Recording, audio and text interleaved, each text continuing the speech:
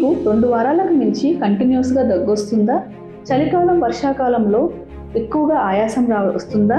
అలాగే asthma, allergy, COPD లాంటి సమస్యలతో ఇబ్బంది పడుతున్నారా? అలాగే నిద్రపోయేటప్పుడు గురక రావడం లేదా నిద్ర సరిగా పట్టకపోవడం లాంటి సమస్యలతో బాధపడుతున్నారా?